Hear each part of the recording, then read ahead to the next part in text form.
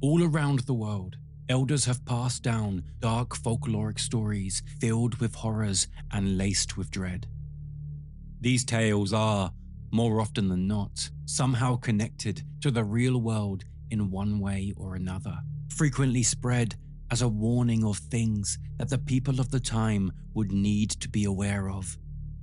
Storytelling as a way of sharing information has been part of our species since the beginning of human intelligence, with cave paintings dating significantly farther back than any written word. Even today, we will use mythical beings to ensure our children behave.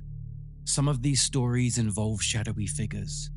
Some involve jolly bearded men. And some, like this one, involve horrifying, human-like entities that blur between the world of spirits and monsters. A being that is so horrifying that to many American Indians, it is better not even to discuss it. The incarnation of winter, the embodiment of hunger, and the personification of selfishness. My name is Luke Mordew, and this urban legend is Windigo.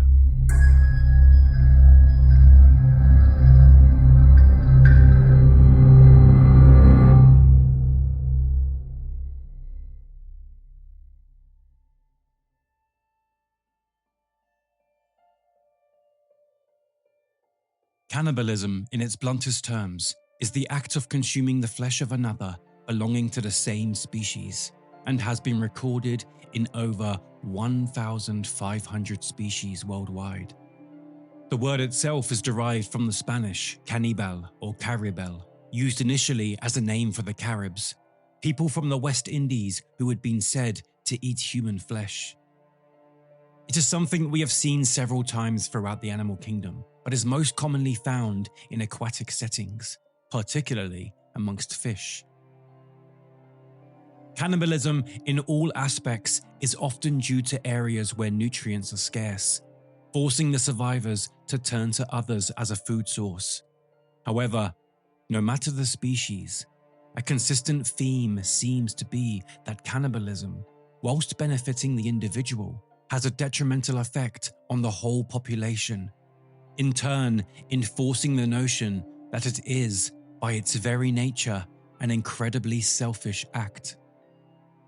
That is not the only complication that comes with the act of cannibalism, as some studies suggest that the risk of encountering parasitic infected victims grows significantly in areas with a higher rate of cannibalism.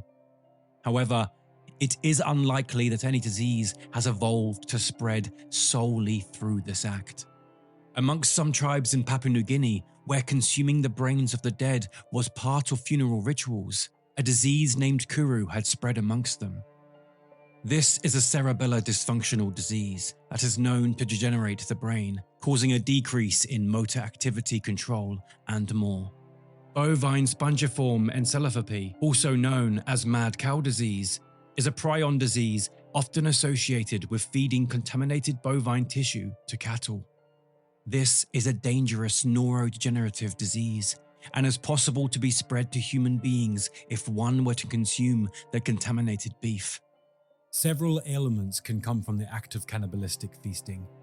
Amongst human beings, it is almost universally accepted to be a heinous act, left only as a last resort for those fighting to survive in the bleakest of situations.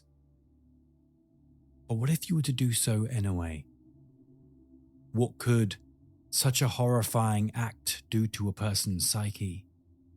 And just what darkness could this consumption attract? In my telling of an encounter with the Windigo, we will follow Chaska, Paul, and Shawnee, 3 men out in the cold wilderness during a Canadian winter.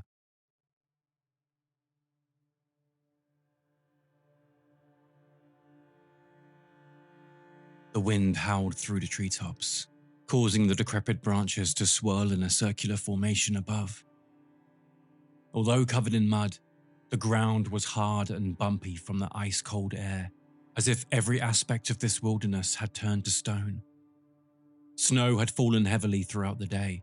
However, the swaying trees had worked as a natural umbrella over the area, leaving nothing but patches of white against the frozen earth.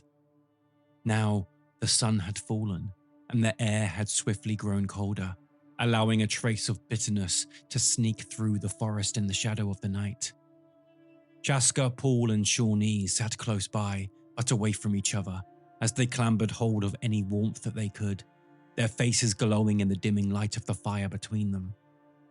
This is where they would sleep, taking turns to wake up and ensure that the flames remained crackling. It was now Sunday night, and although none had said it out loud, they were all filled with fear. They had arrived as a four the previous morning, prepared for a trek in the wilderness and overnight stay, only to return home the following evening. Right now, they should be back in their respective homes with their wives, their stomachs filled with hot food and their skin clean and warm. Instead, they were fighting the anxious thoughts that questioned whether they would freeze to death in their sleep. Shawnee and James had gotten into an argument that morning, causing James to act uncharacteristically aggressively towards them all. He hadn't slept well the night before, complaining of horrifying nightmares that kept him up, which had made him more irritable than he would usually be.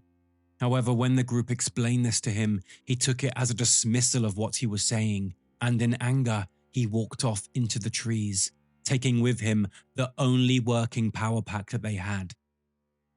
The trek was ruined for the group. Instead of venturing through the set paths they had decided on, they had begun delving into the woodland in search of James, and over time, each of their phones would die. They hadn't brought much power or clothes and had little to no food between them. This was supposed to be a one-weekend trip, with one overnight campout, so they had only packed lightly. Unfortunately, by the time they had already realized that James was nowhere to be found, they had lost their way, and had now spent the latter half of their evening wandering through the wilderness, hoping to see something they recognized as civilization. Our ancestors used to hunt out here, and we've got lost within hours without our phones, Chaska suddenly blurted out while staring into the flames, the cheeky glint in his eye still evident for the others to see. They all chuckled as Paul laid back on the ground to look up at the treetops that seemed to dance in the blending of the wind and shadow. Shawnee suddenly jumped to his feet, stretching his arms out with a deep sigh as he stepped further into the shadow of the trees, announcing that he needed to go for a piss. He stepped over the roots and clambered past the shrubbery until he was out of sight of the flames and embers. He checked back, ensuring that the others were not looking, before reaching into his pocket and pulling out a half-eaten protein bar he had kept hidden away. None of them had eaten much since the morning, indulging themselves the night before so that they had less to carry. But what the others didn't know was that Shawnee, who was into his fitness, always had a protein bar nearby. This was his, and he didn't know how long they were going to be out here, so he kept it from them, giving himself an inch of it every few hours of the day. He threw it into his mouth and hastily chewed while simultaneously shoving the remainder back into his pocket, his eyes fixated on the fireplace where Chaska and Paul remained. He swallowed it fast before hunting for the crumbs in his mouth with his tongue, ensuring that there were no telltale signs of what he'd been doing. But amongst the silence of this hidden snack, a slight hiss began to fill the air. He paused what he was doing and turned back into the shadow of the trees, listening out for whatever could be making that noise. But before any thoughts could even enter his mind, a harrowing, blood-curdling shriek bellowed from the distance, echoing from the dark.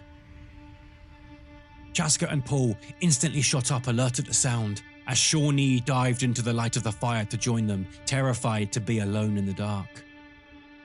None said a word to each other, all listening for more signs of what this noise could have been. Up ahead, trees were creaking, with branches twisting and snapping, letting out natural clicks and groans that emanated into the night, as if something significant and agile was climbing from branch to branch. And then suddenly, silence.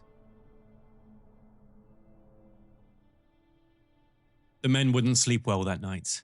Now, not only because they feared the cold would get them in their sleep, but also because they were afraid whatever was in the distance would find itself amongst them. They couldn't risk putting out the fire though, and secretly, none of them wanted to be dropped into the dark after hearing those horrible sounds.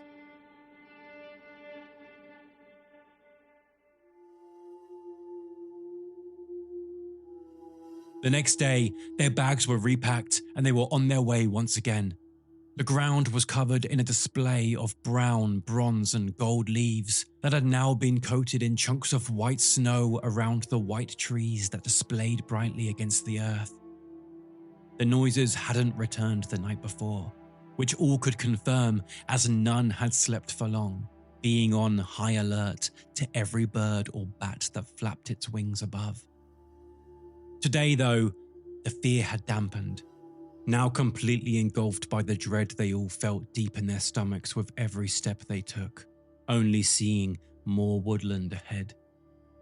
Each had grown tired, dehydrated and hungry, and talking had waned to a minimum. That was, until Chaska decided they should play I Spy to pass the time. The other two grumbled at the idea, but deep down, they also needed a distraction to keep them moving forward. And so they obliged. In an attempt to be funny, Paul would always choose tea when it was his go, with the result consistently being tree. It was funny the first time, but quickly lost its appeal amongst the group.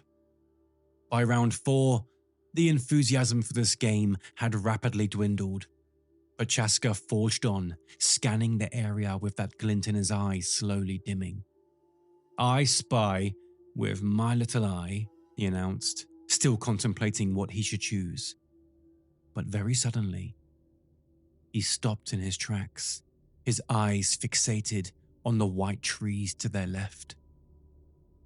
His whole body slowly turned to face it, and his eyes filled with tears as the glint finally went out, now replaced with overwhelming fear. Shawnee and Paul stopped with him, instantly hit with a nervous disposition at seeing the horror on his face. Paul turned to follow Chaska's eyeline to witness what he could see, but his curiosity was instantly morphed into the same horrified expression as his mouth gently opened to whimper. "What is that?" Shawnee turned to look out with them, terrified by what it could have been that they could see as he studied the white barks of the trees that shot out of the golden floor below. He could not see what they could see, and the fear that hung in the air seemed to remove any ability of vocalization from his dry throat. But then, as his eyes focused once more, he finally saw it. Between the trees up ahead was what looked to be another slightly darker tree. But this was moving. It was a very tall, extremely skinny figure, as if a man had been stretched and starved for weeks. Its skin was pale, and its eyes were so sunken that from back here, its face looked skeletal and dead.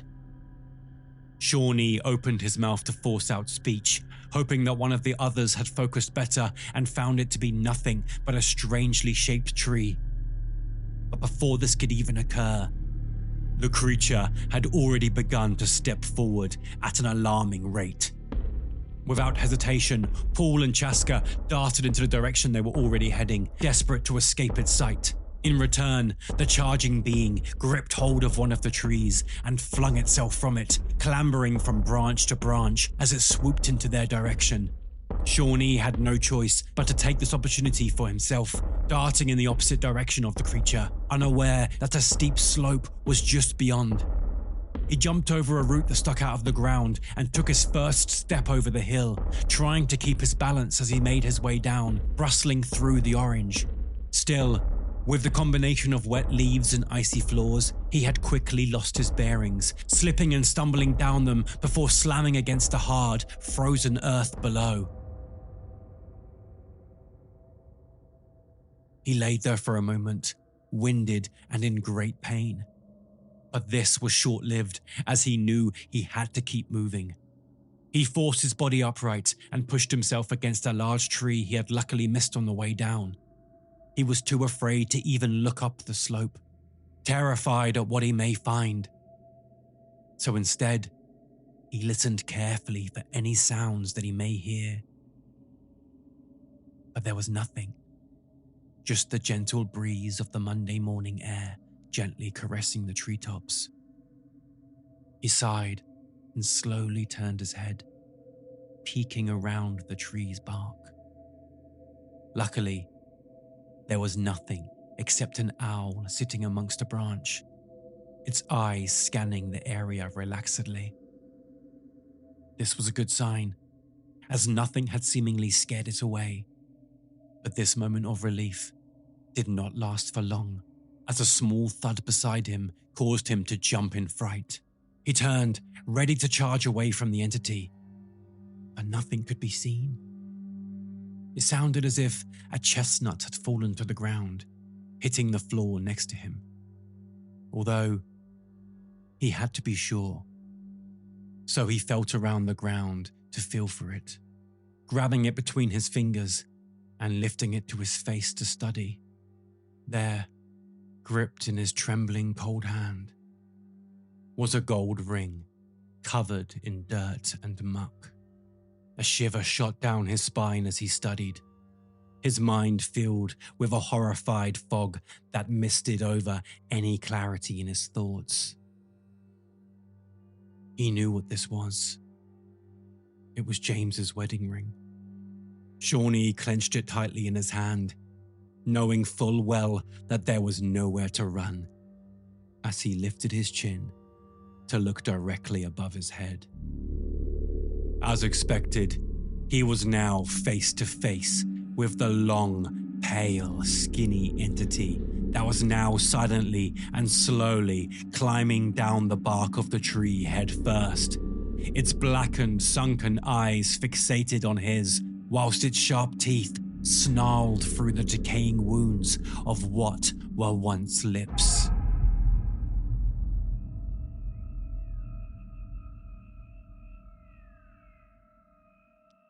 Paul and Chaska were far away, now able to hear the sounds of cars in the distance.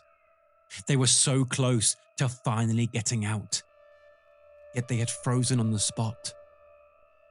Both of them desperately wanted to get out of these woods. Both had wanted to get away from whatever that horrifying sight was. However, they were conflicted. As far as they knew, Shawnee was still alive out there.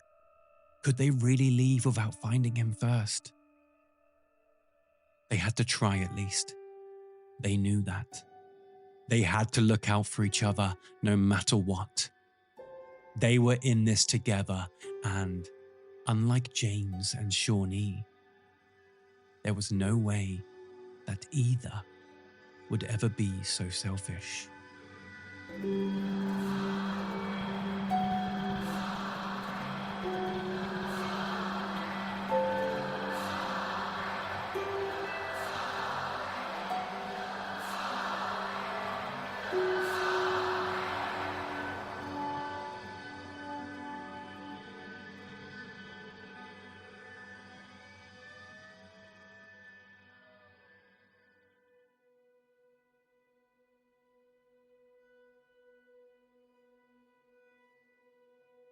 The story of the Windigo first belongs to the Algonquian tribes that spread across the northeastern parts of the USA and Canada, including Ojibwe, Delaware, Cree, Arapaho, Cheyenne, Illinois, Kickapoo, Thoe, and more.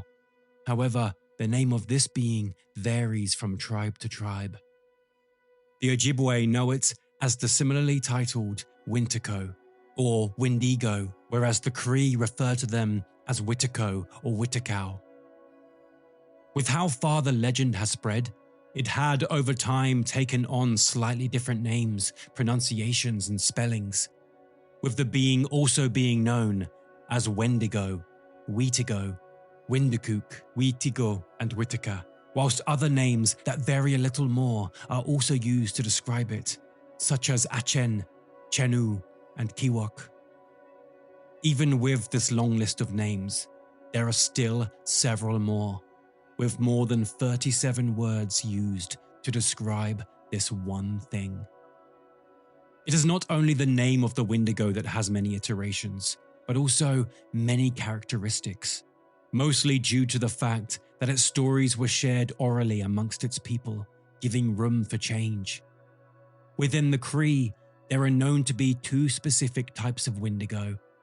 One is the supernatural cannibalistic entity that holds great power, and the other is a human form, where a person develops cannibalistic cravings while slowly morphing into a fully fledged Windigo. According to the early legends, a Windigo would be created whenever a human being would resort to cannibalism, likely referring to the times when American Indians and settlers would find themselves stranded in the bitter cold of snow and ice of the North Woods. Other iterations suggest that a person does not need to commit the act of cannibalism to be taken over by the Windigo, and can instead become possessed due to displaying extreme greed, gluttony, and excess. To the Cree people, the Windigo is a symbolic figure. It represents the failure of social relations when the symbiotic relationship between a person and the larger group becomes unbalanced, with the transformation representing a change from a human being to a greedy, cannibalistic presence. To make matters worse, it is said that once turned, the Windigo will first hunt the people closest to it, with many accounts from several Algonquian groups suggesting that the Windigo first went after their own families, fixated on children. In many American Indian beliefs, the Windigo will still resemble the human being it used to be, with only small features giving it away that they are now only a vessel, much like how possessions are depicted in modern media. The reported actions and appearances of a Wendigo vary from culture to culture, but the basics have remained consistent throughout them all. It is known as an American Indian spirit inside of what was once a human being, although, due to specific factors, they had transformed. The transformation itself is not sudden, but a gradual one, with the person afflicted by it said to grow more violent and selfish as time goes on.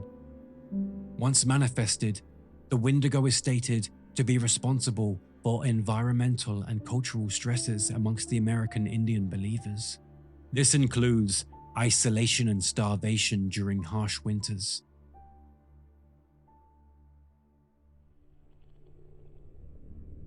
The way it looks in its original tellings is consistent across the board, known as being worn to the point of emaciation, with its thinning skin pulled tightly over its protruding bones.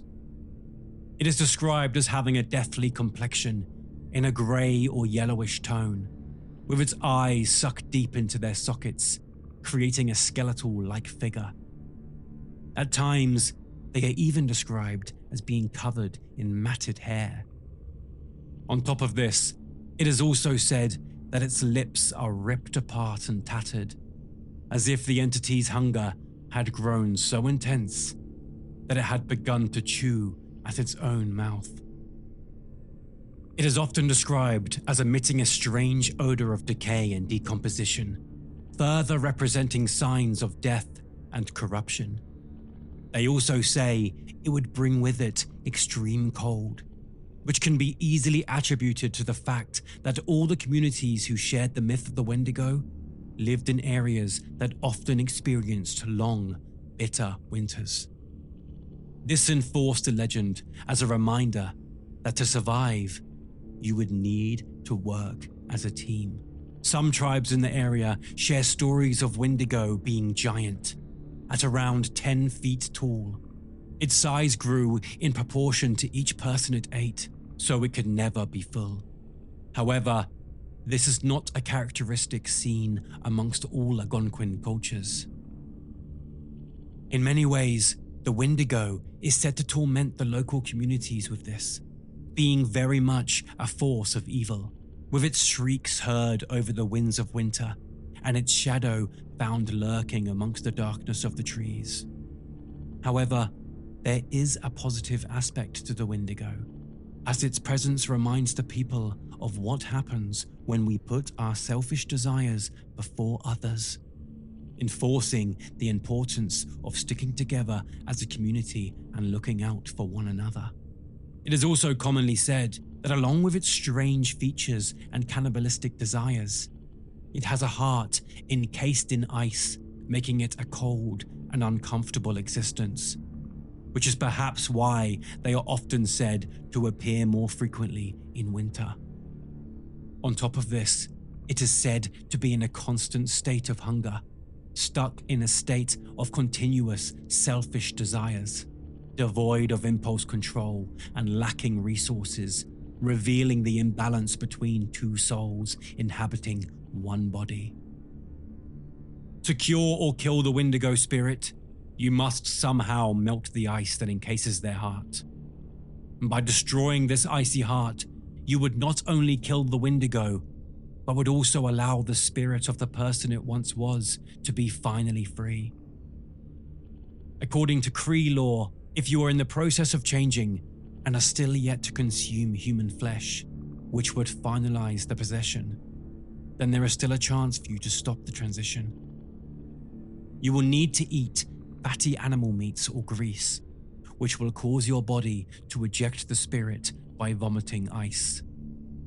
The Cree, the Ojibwe, and the Assiniboine were also known to perform a ceremonial dance during times of famine to help ward off these evil spirits.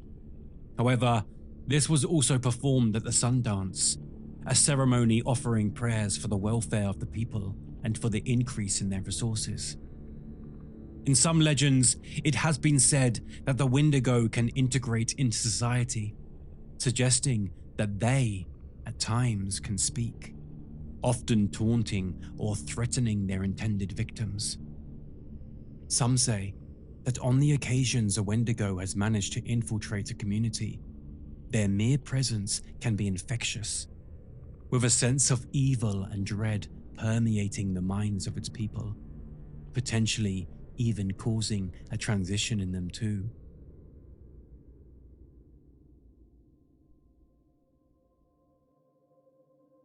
Over the years, stories of Windigo have appeared in several forms of fiction outside of indigenous American literature, with settlers gripped by its lore. The first time it appeared in non-indigenous literature was in Algernon Blackwood's 1910 novella titled The Wendigo. However, here, not only had Algernon borrowed a part of the American Indians' folklore, but he had also morphed it against them. In his iteration, the Windigo itself had become more of a descriptive template for the Indian savage stereotype that was so prevalent at the time. It would seem that Blackwood's defiled version of this legend would be the basis for many future iterations in mainstream horror. In 1933, Auguste Deleth wrote The Thing That Walked on the Wind, and in 1941 he wrote Ithaqua, blending the creature into H.P. Lovecraft's Tales of Cthulhu. In 1973, the Windigo first appeared in Marvel Comics, used as a rival to the Incredible Hulk in issue 162.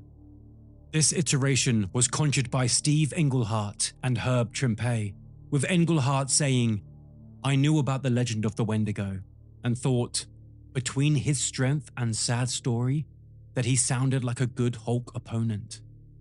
And although not a familiar foe, this monster has appeared in several Marvel comics over the years." Blackwood's first non-native telling of Wendigo would be retold in Scary Stories to Tell in the Dark in 1981, and would be the one to inspire its iteration in Stephen King's famous novel Pet Sematary in 1983. In King's story, it is a personification of evil, described as having antlers in place of ears, yellow-grey eyes, and a pointed yellow tongue. This description of the Wendigo's appearance would stick out in readers' minds as both fascinating and horrifying, resulting in the longevity of its iteration. Now, when many worldwide imagine the Wendigo, it is this antlered creature that they think of. This in itself is a fascinating subject to get into. As a writer myself, albeit nowhere near the caliber of Stephen King, I could see that he was using the real-life lore of the earth that he had been raised upon. It is not uncommon for storytellers to make a legend their own, changing aspects to fit their story. King's version of the Wendigo is not entirely disconnected from its original roots, but that being said, it also strips it of much of its ideas and purpose. The story of Pet Sematary is both about the natural and unnatural merging, and so the imagery of an entity seemingly so connected to both makes perfect sense. Although, it is worth noting that the Windigo had no relation to deer amongst any of the American Indians' tales. However, it did at times have strong connections to owls. Due to the undeniably fascinating imagery of an antlered creature, people who previously did not know of the Windigo would find this version stuck in their minds. It is an image they wanted to draw, paint, and remake, eventually becoming the official imagery of many non-native people. That being said, it is also perfectly understandable that for the indigenous people, it is a mark of sheer disrespect. Not only did our white ancestors take most of their land with brute force, resulting in the native people becoming minorities in their own country, but now their descendants were plucking out their folklore, stories, and beliefs and bastardizing them to become cryptids and mythical monsters. It is undeniable that in exchange for memorable imagery, we also lost much of the nuance behind their stories, with much of it still relevant even today. With this in mind, the use of the Windigo is never far, with its screen credits including Charmed, Sleepy Hollow, Blood Ties, Teen Wolf, Supernatural, Grimm, Hannibal, and even My Little Pony. It has appeared in several novels, video games, plays, and movies, most recently appearing in the film Antlers, directed by Scott Cooper and produced by Guillermo del Toro. But even here, with a film directly about the Windigo, the American Indians are side characters, with their folklore being a mystery to uncover. Brady DeSanti, a professor of religious studies at the University of Nebraska, has been quoted as saying, "I think audiences and filmmakers alike occasionally get tired of the same old, tried and true monsters of the big screen and look outside a Western context for inspiration. More often than not, the filmmakers simply take the Windigo and make it into a relatable monster for Western audiences, defeating the purpose of going outside of a Western context for inspiration in the first place." With the removal of this greater context, the Windigo has changed over the years from a nuanced, fascinating, horrible warning to those who may be straying too close to selfish living. It has become another monster in our Western Rolodex of horrors, becoming more marketable. This is salt in the wound to many American Indian scholars who have written about the subject, as the lands that were once theirs and theirs alone were now engulfed by a profit-based society, with the very existence of billionaires going against all that these Windigo tales were saying. Human stories worldwide are shared between continents, cultures, and countries, and it is normal for those stories to morph into something more accessible for the people it is being told to. However, It would be insincere not to step back and see the nuance of the bigger picture at play here. It is perfectly understandable for American Indians to feel frustrated that this story had been borrowed from them, only to be repackaged and sold for financial gain, especially when the legends of Windigo are so heavily entwined with the notions of greed and selfishness. It is also worth noting that in a large amount of Western media where the Windigo is used, there is a notable lack of actual American Indians in these stories. When they are present, it is almost always nothing but a side character, albeit one with a deeper understanding of the mystical. The Windigo story will remain part of our world's folklore for years, with its survival proving its relevance. I have no issue with stories being shared and adapted from different places worldwide, but we must respect their origins and bear in mind the more significant context of what they represent, as a legend and as a story. The Windigo is something to fear, whether in literal monstrous form or symbolic. It is an essential reminder of how important it is to look out for others and ourselves, but it is also a reminder to be vigilant about the intentions of those around us. The Windigo comes for us in many ways, and not all of them involve physical force. Over the years, several stories have been shared of a strange disease that is said to come over those being hunted by the Windigo spirit. This condition has become to be known popularly as Windigo fever, with its presence being a critical sign that you have been chosen as its next meal. It is said to begin with the presence of a disturbing odor that only the infected individual can smell. Once asleep, this person will find themselves plagued with nightmares so intense that they'll struggle to sleep for long. However, once they are awake, it is said that they will feel a horrifying burning sensation in their legs and feet. This would be so intense that it would cause them to have no choice but to run from their homes, shedding their clothes as they do. The idea behind this is to lure the victim away from safety and into the woods, where the Windigo is waiting. This is just another element of the Windigo lore. Windigo fever is not the only apparent psychological phenomenon said to connect to this legend.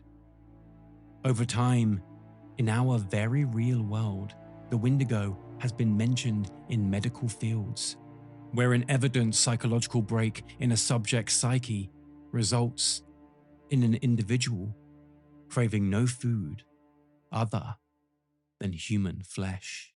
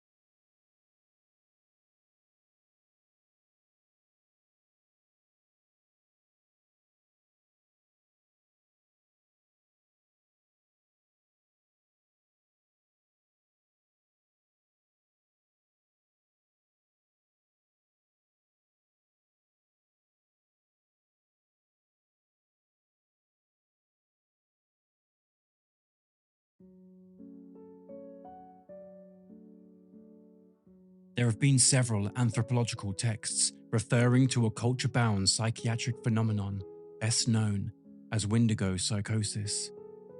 This is said to be a condition described as having intense cravings for human flesh and an intense fear of becoming a cannibal. This psychosis has been characterized as involving paranoia, anxiety, hallucinations, and cannibalistic urges, which have often come to fruition through a fusion of cultural narratives and psychological vulnerabilities.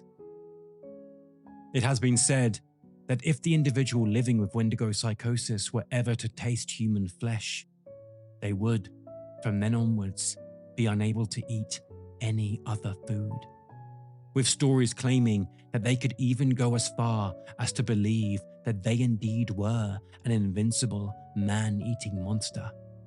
This was not just an issue that resided only amongst the American Indian tribes who shared stories of the Windigo, but was something that was taken quite seriously by those in psychiatric fields across North America.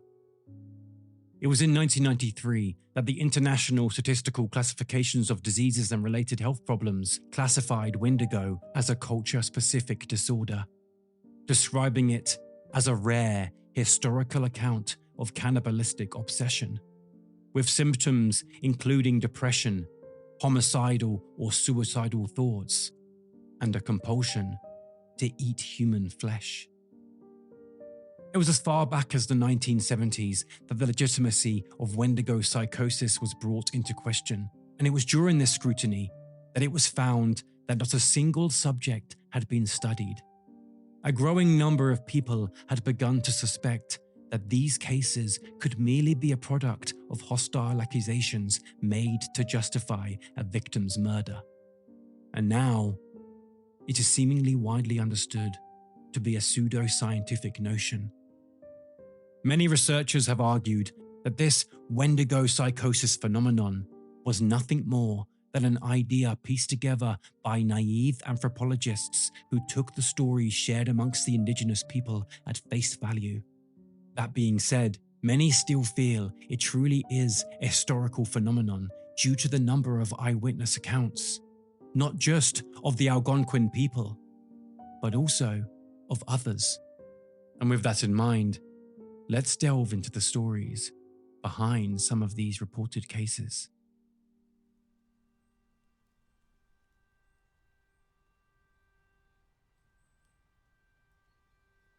The winter of 1878 was an icy one in Canada, with strong winds and heavy snow.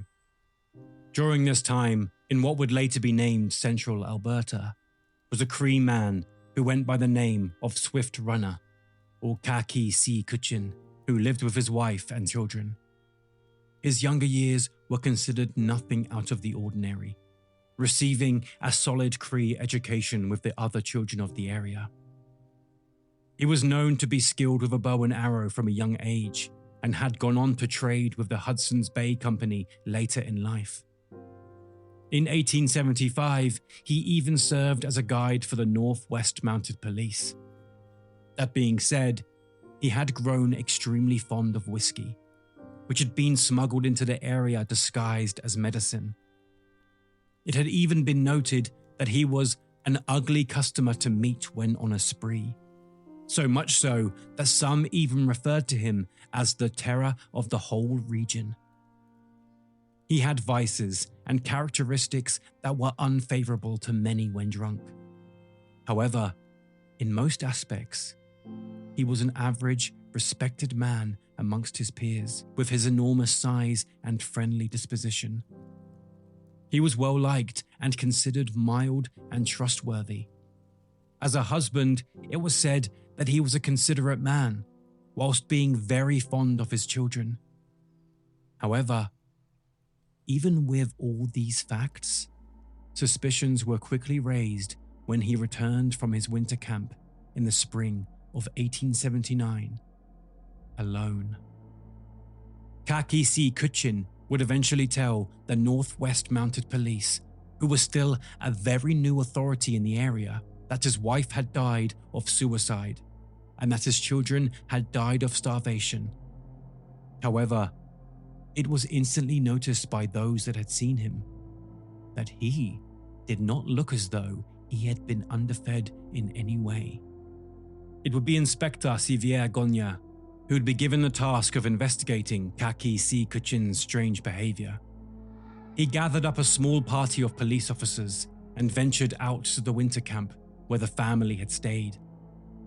Once they had arrived, Kaki Si Kuchin showed them a grave that he had made near the camp, explaining that, unfortunately, his son who had died during the winter was buried here. They checked inside this grave and found the bones of a small boy, although how the body had already decomposed so much so fast was curious. However, when the mounted police officers looked a little further at the surrounding areas, they were horrified by what they found. Scattered around the encampment were dozens of human bones. This would lead to the true explanation of what happened, as Kaki Si Kuchin confessed to all he had done during the isolation of the winter months.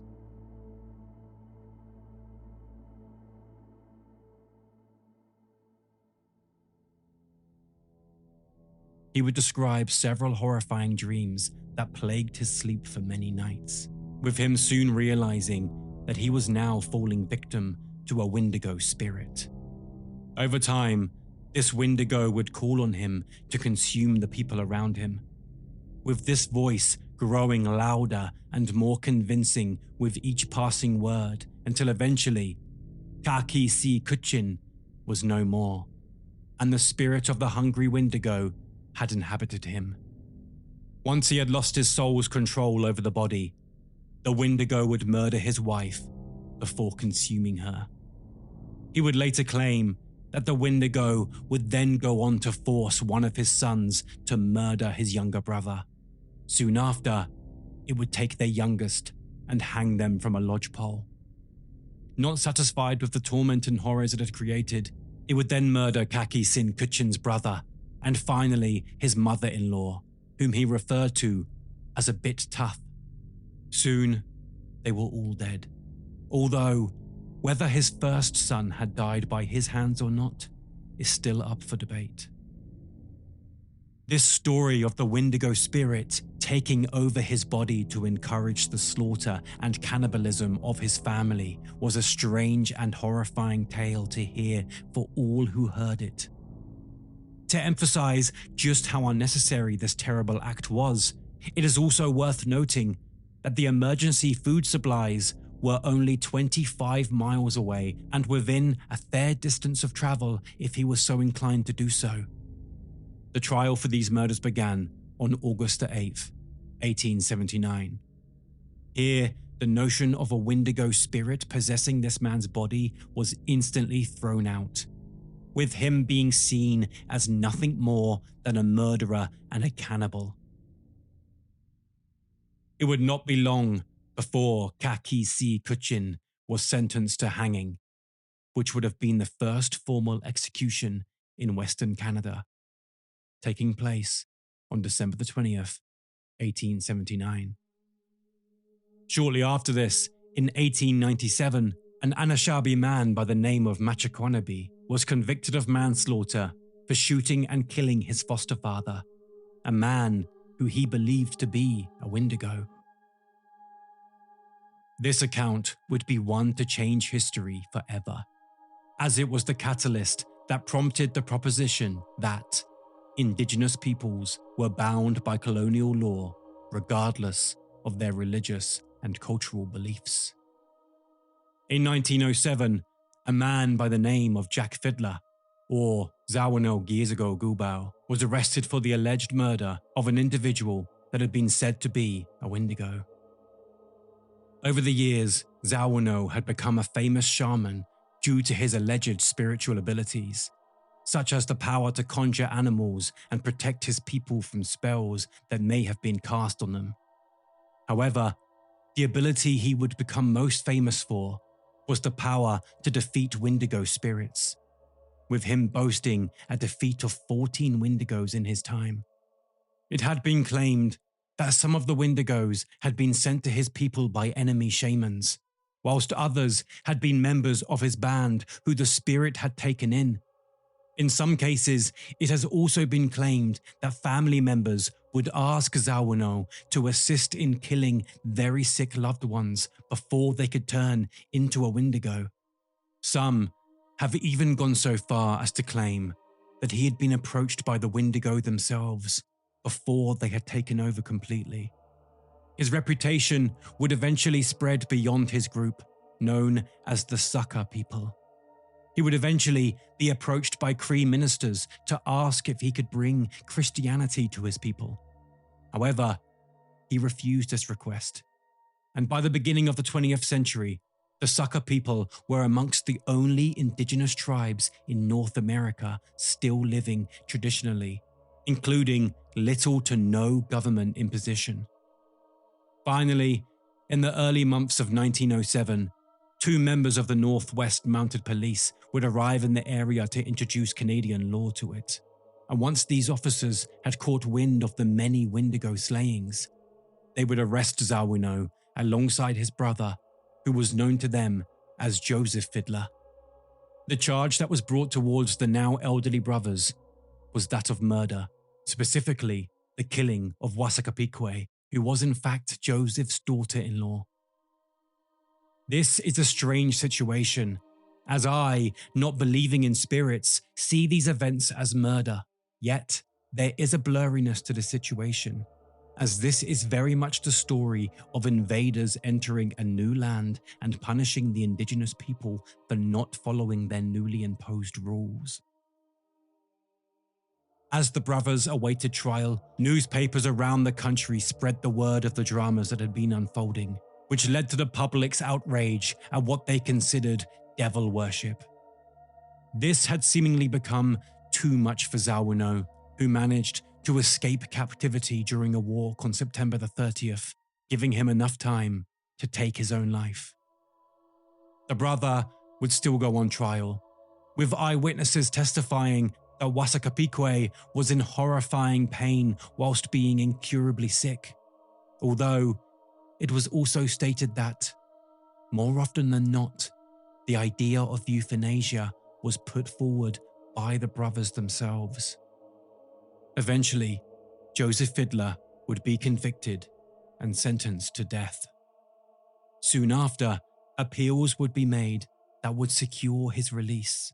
However, the order would arrive 3 days after he had died in prison and had never been told.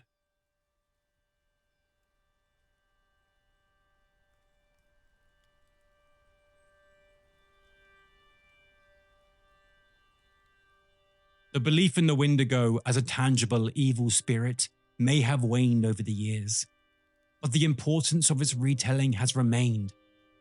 There are those out there who do not understand the nuanced elements of the entity, but are drawn to the notions of its existence.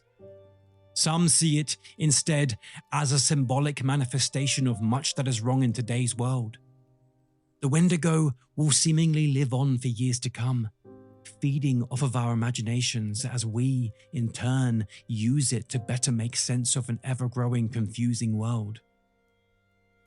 You would not need to travel too deep into the web to find a string of videos all claiming to have caught sightings of a real-life Windigo out in the woods. There are countless stories, occasionally alongside blurry images and haunting artwork. You can now even buy soft, cuddly, antlered toy versions of the Windigo. Over recent years, this antlered version of the Windigo has crept closer to the world of cryptids, often seen in the same categories of Mothman, Bigfoot, and the Loch Ness Monster. Still, it is essential to remember that Windigo are not cryptids. They are evil spirits with a rich tapestry of narratives from different indigenous tribes across North America. This story has existed far longer than any of our current cryptids. It is a folkloric-like tale that has been shared for generations. not just as a warning against selfish desires and gluttonous intentions, but also as a reminder to be mindful of the community's values. Whilst the Windigo spirit has been remolded and remodeled amongst the European settlers' descendants in much of the Western world, to many American Indians, the Windigo has remained this warning against greed. That's not to say that it hasn't also changed here, evolving to fit modern sensibilities. It is now associated more with the excesses of capitalism and greed, now connected to colonialism rather than barren winters. American Indian scholar Dr. Jack D. Forbes wrote in his 1978 book, Columbus and Other Cannibals, The Wetico Disease of Exploitation, Imperialism, and Terrorism, that Wetico is a Creed term, which refers to a cannibal or, more specifically, to an evil person or spirit who terrorizes other creatures by means of terrible evil acts, including cannibalism. I have come to the conclusion that imperialism and exploitation are forms of cannibalism, and in fact, are precisely those forms of cannibalism which are most diabolical or evil. It should be understood that Weticos do not eat other humans only in a symbolic sense.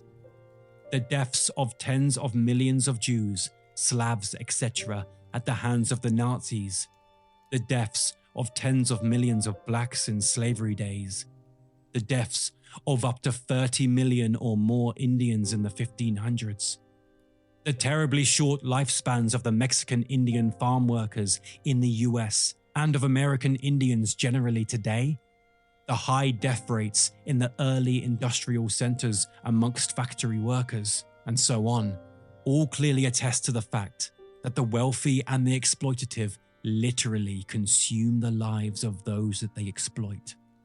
That, I would affirm, is truly and literally cannibalism. And it is cannibalism accompanied by no spiritually meaning ceremony or ritual. Rather than being an antlered cryptid or an American Indian version of a werewolf, Windigo is once again shown to be a conceptual entity that represents much of humanity's greed and personal hunger. Those in power are still seeking to gain more control. Those with large sums of money are still looking to add to their wealth, accumulating large sums for the sake of owning it. We may not need to warn each other of the horrors that may come with cannibalism anymore, but with so much of Windigo's story still so relevant today, this is a spirit that will continue to walk amongst the trees for many years to come.